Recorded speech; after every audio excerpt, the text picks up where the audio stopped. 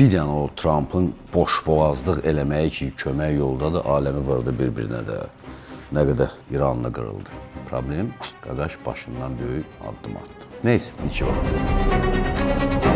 Azərbaycan şəxsiyyətinə salam, hər vaxtınız xeyirli olsun. Elə başlamamışdan əvvəl nə eləmək lazımdır? Başlamamışdan əvvəl bu səhifəyə abunə olmaq lazımdır. Düzdür, keçən dəfə biz İran-Amerika qarşıdurması, İranda baş verən hadisələr barəsində danışırdıq və orada daha çox mülki, siyasi, sosial, iqtisadi tərəflərə toxunmuşduq. Etiraf eləmək lazımdır ki, İranın özünün verdiyi məlumata görə 5000 nəfərə yaxın mülki şəxsin və 500 nəfərə yaxın paqonun qırılması heç də yaxşı hərəkət, addım deyil. Və ikinci bir tərəfdən İranın rəhbər saydığı, həmin o Ayətullah Xameneyinin də dediyi bir məqam var idi ki, bəli, belə xudmani formada dedi onu ki, biz müəyyən məqamlarda səhvə yol verdik və s. və ilə axır. Hamısını onu göstərir ki, hər iki tərəfin səhvləri var. Bir, Trump'ın səhvi nə idi? İranda baş verən hadisələr zamanı Trump durub tweetdə dərhal başladı yazmağa ki, kömək yoldadır və bunun müqabilində ayağa qalxan, etiraz edən İran vətəndaşlarına belə gəldi ki, vəssalam, onlar bir müddətdə dözsələr, Amerika qüvvələri gələcək, onlara kömək eləyəcək. Olmadı və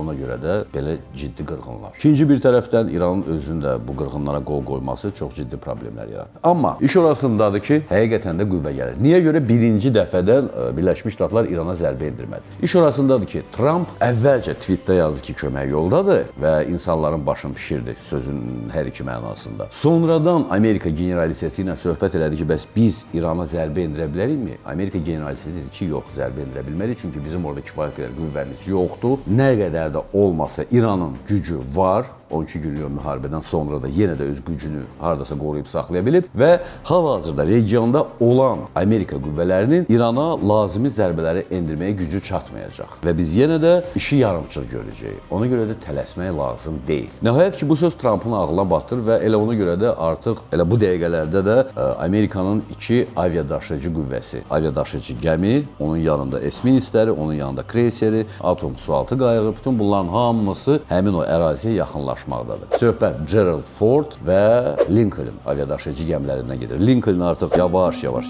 Hind okeanında keçir və Hind okeanında keçəndən sonra düz Fars körfəzinə çıxa biləcək. Bu qüvvə nədir? Hər bir aviadaşıyıcı gəminin ətrafında minimum 3-4 esminitsi olur və minimum 1 ədəd kreyser, raket kreyseri və 1 ədəd döyüş tapşırığından asılı olaraq sualtı gəmisi olur. Bu gəmilərin hamısının silahlanmasında Tomahawk raketləri var. Arleigh Burke sisteminə aid olan esminitsləri götürəndə onların buraxıcı qurğuları universaldır. Oradan Tomahawk raketlərini buraxa bilərsən, hava hücumundan müdafiə üçün raketlər buraxa bilərsən, raket əleyhinə raketlər buraxa bilərsən və əgər hansısa bir gəmi, məhz Arleigh Burke sisteminə aid olan gəmilərdən hansısa birinin döyüş tapşırığında yerüstü hədəfləri vurmaq varsa, onda maksimal olaraq Tomahawk raketləri həmin o buraxıcı qurğulara doldurulur. Arleigh Burke'un hardasa 90-96 ədəd elə buraxıcı qurğusu var. Əgər döyüş tapşırığı yerüstü hədəfləri vurmalıdırsa, minimum həmin o gəminin bortunda döyüşə hazır maksimum hardasa 56 Tomahawk raketi olur. 56-nı vurun 4-ə. Siz yavaş-yavaş hesablayın bunları. Sonra kreyser, bir ədəd raket kreyseri olur. Həmin raket kreyserinin özünün əsas funksiyaları elə yerüstü hədəfləri vurmaqdır. Orada da universal buraxıcı qurğulardır və həmin o kreyserlərin özündə də təxmini götürsək, hardasa bir 66-68 Tomahawk raketi olur. Yenə də deyirəm, bu doldurmadan çox asılıdır ya. Bir var, kreyser hava hücumuna qarşı döyüşməlidir.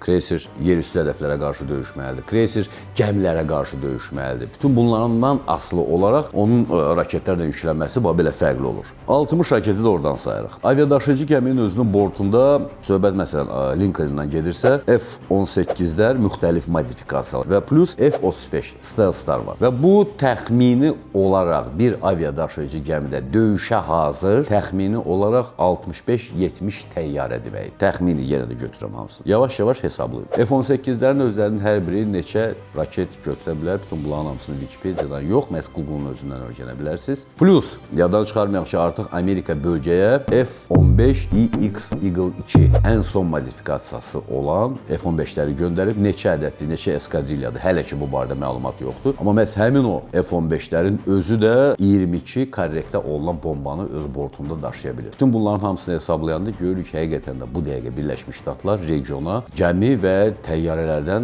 ibarət çox böyük qüvvə yığmaqda davam edir. Bu isə həm də o deməkdir ki, İrana qarşı hansısa bir addımın atılması gözlənilir.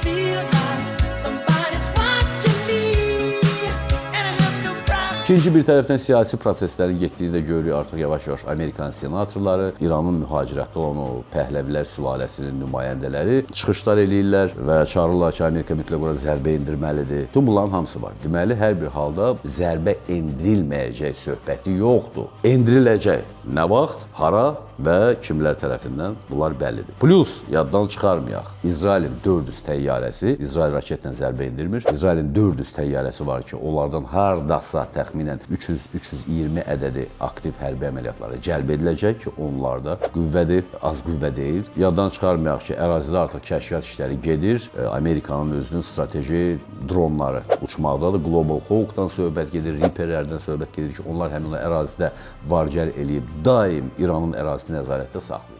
12 günlük müharibədən sonra İran bir xeyli qüvvəsini itirdi, etiraf eləmək lazımdır bu. Amma İran dərhal həmin o boşluqları aradan qaldırmaq üçün Rusiya ilə yenə də kontakta girir. Onsuz da kontaktları belə əkiz bacılar kimi super idi və Rusiyadan Topol, Sirada 2 və Kalinka radioelektron mübarizə sistemlərini alır. Yeri gəlmişkən həmin o Topol sistemi İrana imkan verdi ki, Elon Musk'ın Starlink sistemini boğa bilsin. Düzdür, İran ürəkdən danışır ki, vəssalam, bizim ərazimizdə Starlink işləmir. Bu biraz yalan oxşayır. Səbəb çox sadədir. Şurasındadır ki, İranın ərazisi həddən artıq böyükdür, çox böyük ölkədir və hər yeri həmin o radioelektron mübarizə sistemi ilə bağlamaq fiziki cəhətdən mümkün deyil. Bəli, hansısa şəhəri bağlaya bilərsən, kəndi, qəsəbəni və s. və ilə. Bunu bağlaya bilərsən. Həmin o Topol sisteminin iş prinsipi nədir? Ərazidə əgər internet mübadiləsinin getdiyini görürsə, oxuyur onu və dərhal həmin ərazidə çox güclü radioelektron dalğaları başlayır buraxmağa elə həmin tezlikdə və Starlink'in artıq peykiləri həmin o əraziyə internet siqnalını ötürə bilmir. İkinci bir tərəfdən İran burada külli miqdarda Starlink'in o modemlərini göstərirdi ki, hamısı yığılıb. Bəli, İran neynədir? Şurasındadır ki, İran evbə-ev, kvartal-ba kvartal, məhəllə-bə-məhəllə gəzib onları yığırdı. Hansı İran vətəndaşları təbii ki, bu özləri qorxub gətirib təhvil veriblər, bu da mümkündür. Və bununla da İran dərhal deyir ki, vəssalam, mən Starlink'in evini yıxdım. Xeyr, tam yıxa bilməyiblər. Səbəb yenə də deyirəm, həmin o Topol sistemi müəyyən ərazidə işləyir. Böyük bir ərazisi olan İranın da internetə bağlamaq fiziki cəhətdən mümkün deyil. İranın hava hücumu, hərbi hava qüvvələri barəsində danışmaq biraz gülməli çıxar, çünki hələ 79-cu ildən qalmış F-4'lər, F-14'lər, onlar ümumiyyətlə havaya özləri qalxmaq istəmir ki, əl çəkin də bizdən, biz yoxuq.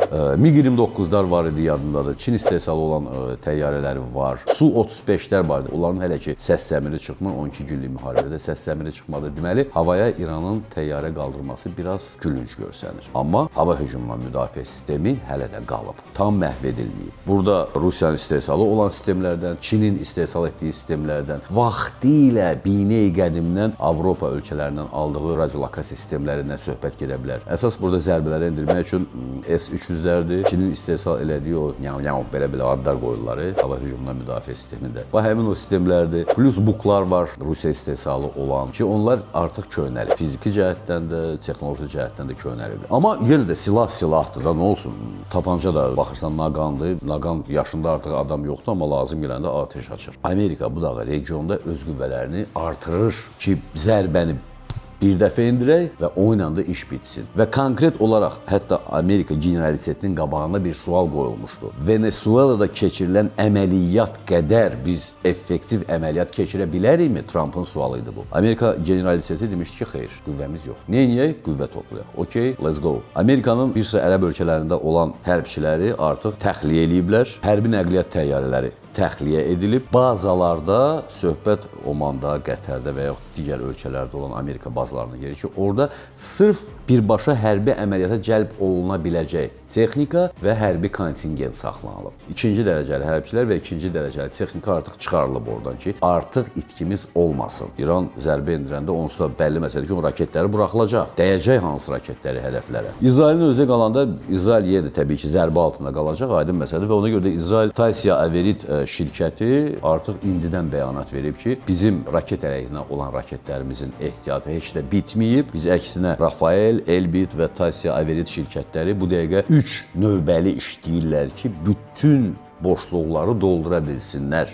Söhbət təbii ki, hava hücumuna aid olan XET, TAAD, dəmir qübbə, bütün bunların hamısından söhbət gedir ki, onlara lazım olan raket ehtiyatını yenidən doldura bilsinlər. Amma yenə də deyirlər ki, xeyr, bizim raket ehtiyatımız tükənməyib, varımızdır, kifayət qədərdir. Xaricdə olan aktivlərimizi də İsrailə cəlb eləmişik ki, heç kimdən asılı olmadan öz raket ehtiyatımızı doldura bilək. Bu ikinci bir tərəfdə. Müharibə başlayanda aydın məsələdir ki, Hezbollahın zərbələrini gözləmək lazımdır. Mütləq Hezbollah səsini çıxardar. Husilər öz səsini çıxarda bilərlər. İsrailin özündə hələ ki protokol B-yə keçməyiblər, şərt olaraq bunu adı belə qoyaq. Yəni müharibə şəraitinə uyğun olan vəziyyətə hazırlıq prosesi deyək buna ki, bu protokolu hələ keçməyiblər. Amma keçməyiblər bu o demək deyil ki, o protokol işləmir. Məsəl üçün bir şey yadınıza salaq da, Tovuz hadisələrindən sonra ölkə belə baxanda normal yaşayırdı. Söhbət Azərbaycandan gedir. Amma Tovuz hadisələrindən sonra Azərbaycan nəyi var müharibəyə hazırlaşırdı. Belə baxanda görmürdü, ümumilikdə də görmürdük də nə baş verir, harda baş verir. Amma nəyi var sentyabra biz hazırlaşırdıq. Bu dəqiqə İsraildə həmin hadisə baş verir. İsrail vətəndaşı heç nəyi görmür, amma nəyi var bu dəqiqə hazırlaşırlar. Amerika görmür, amma nəyi var qüvvələri həmin o regiona çəkməyə başlayıblar. Və Fars körfəzinə artıq hər iki o dediyim aviadaşıyıcı qüvvələrin qruplaşması gəlib çatandan sonra söhbət saatlardan gedə bilər.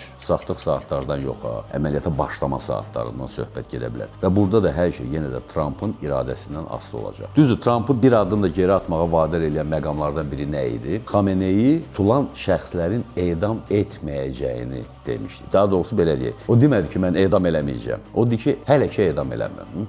Tutulanlar yenə də içəridədir. Onların hamısı bir dəqiqə sorğuda, istintaqdadır. Amma bu demək deyil ki, onlar edam olunmaya bilməz.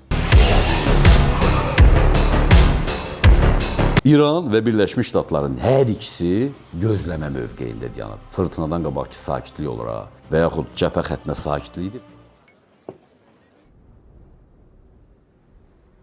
Və başa düşürsən ki, cəbhə xəttində sakitlikdirsə, bu hansısa çox güclü bir döyüşdən xəbər verir. Bax, bu dəqiqə həmin o sakitlik o regiondadır. Nə baş verəcək? Məsafə bəllidir, vurulacaq hədəflər və kimlər vurulacaq və nələr vurulacaq. Onlar çoxdan bəllidir. Konkret olaraq əməliyyat necə həyata keçiriləcək? Bu da bəllidir. Amma yenə də deyirəm, bu sakitlik fırtına qabağı sakitliyidir. Ona görə də tələsməyə, sakit yanaq gözləyək və yenə də bilirəm ki, o atasına yox, o Xameneyə ağa deyənlər yenə də başlayıcılar yazmağa. Yenə də deyirəm ki, mənim belə... Bu dəfə istəyərdim sizə bir sual verim. T-72, T-80, T-90 tankları. Onların lüləsi hamardır. Amma bilirik ki, lülədə yiv olmalıdır. Yiv olanda sən mərmini daha uzağa və daha dəqiq ata bilirsən. Abrams, Leopard tanklarının, Leclerc'in, o cümlədən onların da lüləsində yiv yoxdur. Və bir topu da yadınıza salım, o top hamımızdan o yaşca böyüdür. MT-12 100 mm-lik top var. Onun da yivi yoxdur. Hərçənd ki, o topdur. Lülənin içindəki yivi nəzərdə tuturaq. Niyə görə? Konkret olaraq NATO'nun Challenger-ə çıxmaq şərti ilə tanklarında və Rusiya, Sovet istehsalı olan T-72-dən bu tərəfə tankların lüləsində yiv yoxdur. Sualınızın cavabını gözləyirəm mütləq və gözləyirəm ki, siz mütləq abunə olacaqsınız. Abunə olun da, abunə olun və hər şeydən xəbər tuta bilərsiniz. Belə. Salamat qalın, əsas olun.